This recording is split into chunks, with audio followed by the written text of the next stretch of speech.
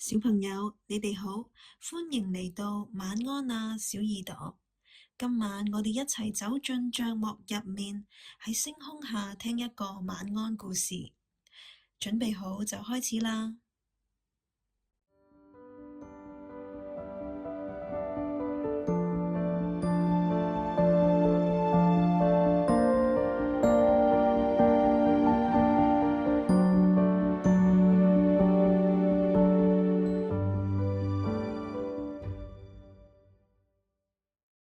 在森林百貨迷路的小雲。喺溫暖又熱鬧嘅森林裏面，有一間森林百貨，裏面售賣各式各樣嘅家庭用品同美味嘅食物，專門提供俾森林裏面嘅小動物。呢一日係星期日，小刺蝟小雲難得同媽媽一齊到森林百貨行街。小雲平時好少到人多又熱鬧嘅地方，所以一踏進百貨公司，佢就變得有啲緊張啦。佢緊緊跟喺媽媽身後，一步都唔敢行遠。不過，當佢見到各式各樣色彩繽紛嘅家庭用品同埋好精緻嘅商品嘅時候，都係忍唔住擘大對眼，周圍咁望。小雲同媽媽嚟到家庭用品部，媽媽正喺度挑選柔軟嘅毛巾，小雲就乖乖咁企埋一旁等。就喺呢個時候，一陣香香甜甜嘅味道飄咗過嚟啊！好香啊！小雲忍唔住跟住香氣行咗過去，而喺身後忙住挑選商品嘅媽媽一啲都冇察覺啊！小雲行咗一陣，見到前面有幾隻小動物圍住咗一個攤位，佢好奇咁行近一睇，原來係美食部正在賣熱辣辣嘅奶油 pancake 啊！一位笑眯眯嘅犀牛婆婆正喺度熱情咁招呼客人。小朋友，要唔要試下啊？佢好親切咁問。小雲點下頭，接過一塊 pancake 放喺嘴巴。哇，好好食啊！正當小雲轉身想叫媽媽一齊嚟食嘅時候，咦，媽媽呢？媽媽，你喺邊度啊？小雲左望望，右望望，身邊全都係陌生嘅面孔，但係點樣都揾唔到媽媽。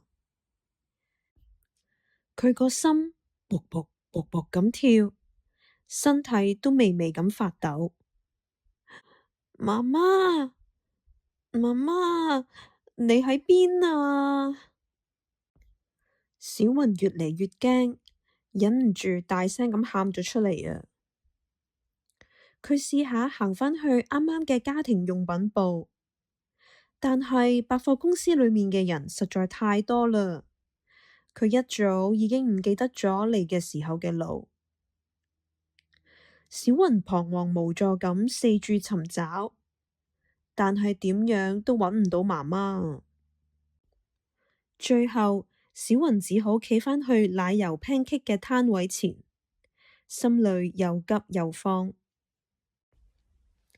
就喺呢個時候，小雲突然諗起媽媽平時教佢嘅話：小雲，如果有一日你喺外面走失咗，要企喺原地等媽媽，唔好亂跑啊！如果可以，就揾着住制服或者有名牌嘅職員幫手。如果你見到帶住小朋友嘅媽媽，都可以嘗試請佢幫忙。最重要嘅係唔可以隨便跟陌生人走㗎。小雲深深咁吸咗一口氣，忍住眼淚，細聲咁同自己講：我可以做到㗎。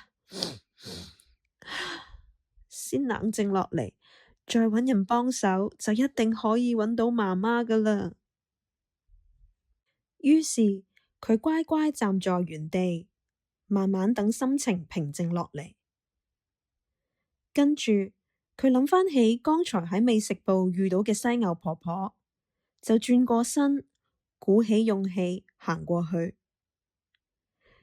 婆婆，我搵唔到媽媽。原本喺度忙碌嘅犀牛婆婆都注意到佢，即刻關心咁問：哎呀，小刺猬，你做咩事啊？你係咪搵緊媽媽啊？小雲一邊啜泣，一邊點頭。嗯嗯，我搵唔到媽媽。犀牛婆婆蹲下來，輕輕拍拍佢嘅肩膀，嘗試安慰佢講：唔使驚，小刺猬，婆婆會幫你㗎。你叫咩名啊？你啱啱同媽媽喺邊度走失㗎？就喺小雲準備回答嘅時候，小雲，一把熟悉又溫柔嘅聲音從人群中傳過來。小雲抬起頭，見到媽媽正喺度急急忙忙咁跑過嚟。媽媽！小雲即刻衝入媽媽嘅懷裏，媽媽都緊緊咁攬住佢。唔使驚，媽媽搵到你啦，小雲。犀牛婆婆將成件事嘅經過話俾小雲嘅媽媽聽，大家都鬆一口氣。小雲靠喺媽媽懷裏，細聲咁講：媽媽，我頭先搵唔到你，好驚啊！媽媽輕輕咁摸住佢個頭，微笑咁講：唔使驚，媽媽喺呢度。犀牛婆婆都話晒俾我知啦。你雖然同媽媽走失咗，但係你好勇敢啊！不但只冇亂走，仲記得企喺原地揾職員幫手，真係做得好好啊！小雲原本因為好驚而冰冷又發抖嘅雙手，終於慢慢都變得溫暖起嚟啦。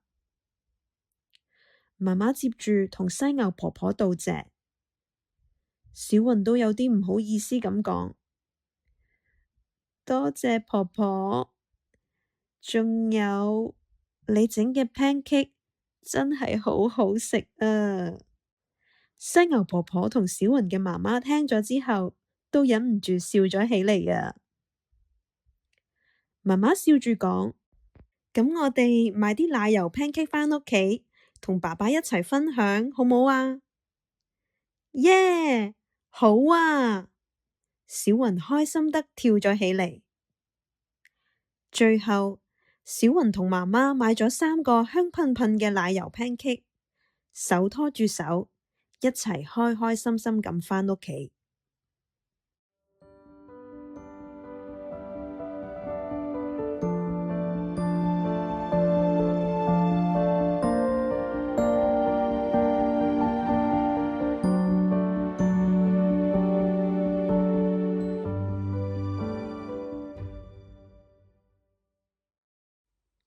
小朋友，故事就嚟到呢度啦。而家試下合埋對眼，深呼吸一下。希望你今晚有一個甜甜嘅美夢。晚安啊，小耳朵。